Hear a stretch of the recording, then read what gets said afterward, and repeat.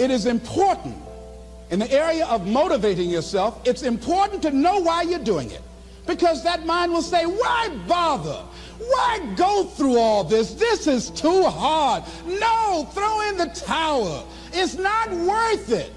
Has it ever said that to you before? Here's how you can handle that. Here's how you override that. Write down 5 reasons why you deserve it. Why do you deserve what you want? Why you? Why do you deserve it? What meaning and value will it bring to your life? What's so different about you that you deserve your goal or this goal? And when you write down those 5 reasons, when you have some down moments, and you're going to have them, when that conversation starts talking to you, and it's going to talk to you, what you will do is you can pull that out and read it, and it will build you up. It will be your rod and your staff to comfort you through some challenging moments, because you're going to have some. Life will knock you between the eyes. It will catch you on the blind side, come out of nowhere, stuff you can't anticipate that will knock the wind out of you. You want to give up. That's why it's important for you to work on yourself, listening to tapes, building yourself up, talking to yourself with power, feeling, and conviction, building yourself up day in and day out, because it's coming. Life will send you some curves you cannot anticipate. The next thing is that whatever you do, you want to develop technical mastery. You want to be the best at what you do. You want to master it. See, part of self-motivation is you've got to find something that gives you a strong sense of competence. Well, you become known for that. You develop a reputation of being good at doing that. You set some high personal standards for yourself. You're not competing with anybody else. You're just unfolding yourself to be the best person that you could be. That you want to give the best quality service that you can give, because that is a statement about who you are. The other thing that's the key to self-motivation is recognize the fact that you're going to get into some slumps. Recognize the fact that you're going to encounter a great deal of failure in life. It goes with the territory. But in the face of that, you want to be relentless. When you want something, you don't expect everybody to say, oh, come on in. Oh, you want this? Oh, great. We want to give this to you. You're such a nice person. You're doing it for your family, aren't you? Great. No, life isn't like that. No, many doors will be closed in your face.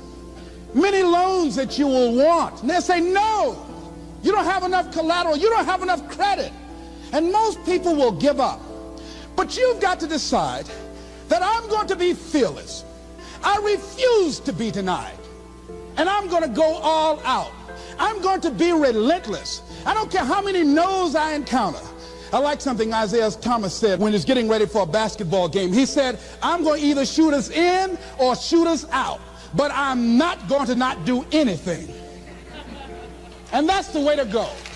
You can't make a basket unless you shoot the ball. You can't hit a home run unless you take a swing at it. Most people won't even take a swing. Well, I probably won't make it anyhow.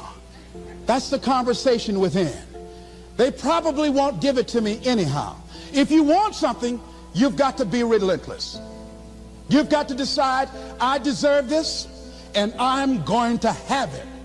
And you go all out to get it. That drives you. The next thing is that when you want something out of life, you've got to be willing to go into action. Don't wait around for things to be just right.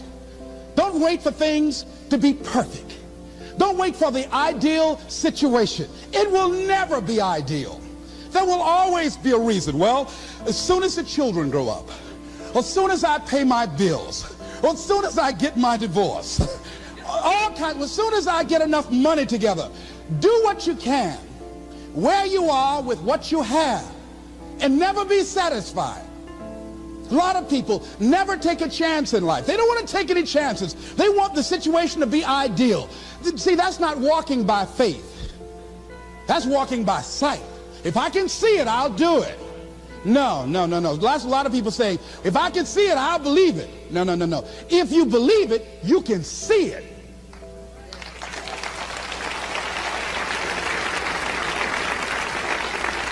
And don't be disturbed because no one else can see it.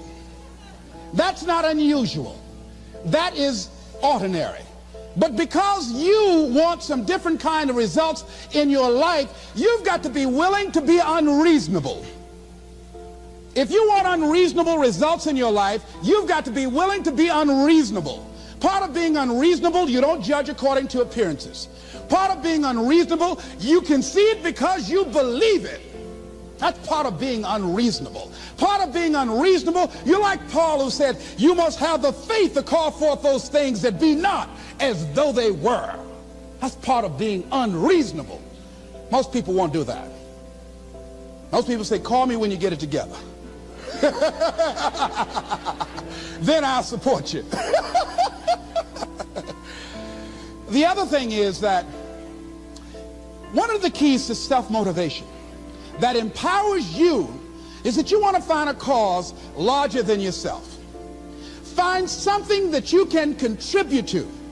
Find something that you can make a difference because you can. Part of what feeds your larger vision, part of what gives you a reason for being, part of what gives you your life is being able to give something back. Say, I can't afford to give anything. You can't afford not to give. Give your time. Give your talent. If it's nothing, just to go over there and lick envelopes. I don't know exactly what I'm going to do, but I'm going over there. It's part of my tithing in the universe.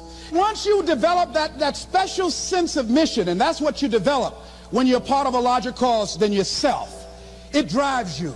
You don't need an alarm clock to get up in the morning. You have special power. You'll go places and folk will like to be around you. They will know there's something different about you. When you go in, they'll say, hey, that's somebody important. I want to know who you are. I just want to be near you. That energy that you have, that consciousness that you will embody will affect everybody around you. The next thing is that you want to create a home court advantage for yourself. You've got to be aware of who you have around you. So you want to be selective. Have friends that will enable you to grow. I have friends that help me to grow spiritually. These are my spiritual friends. I talk spiritual stuff with them. I have some other friends who are just intellectual friends. They make me grow intellectually. They make me stretch. I have some professional friends. I'm a member of the National Speakers Association. I get together with other speakers and we learn from each other and we grow from each other. I have other friends who are just social friends. All we do is just socialize together. We'll look at a basketball game together or go out dancing, but that's all we can do. We don't talk anything serious, nothing spiritual, nothing intellectual. That's not that kind of relationship. Nothing heavy up in here. Have other friends, we walk together. That's all we can do, walk together. Talk about we're going to lose weight one day by and by for good, all right? That's all we do. Nothing else.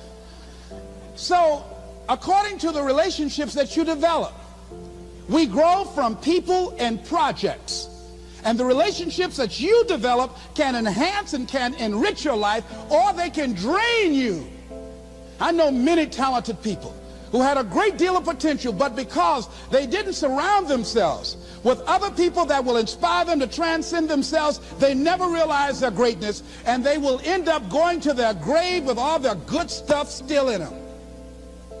So you want to look at your relationships, the people that you're involved with, the people that you communicate with most often, and you want to ask yourself the question, what am I becoming because of this relationship?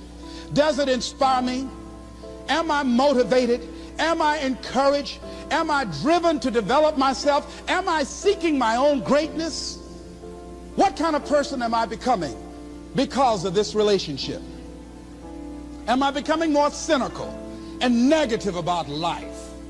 Ask yourself that. The next thing is, you've got to say yes to your life. You've got to say yes.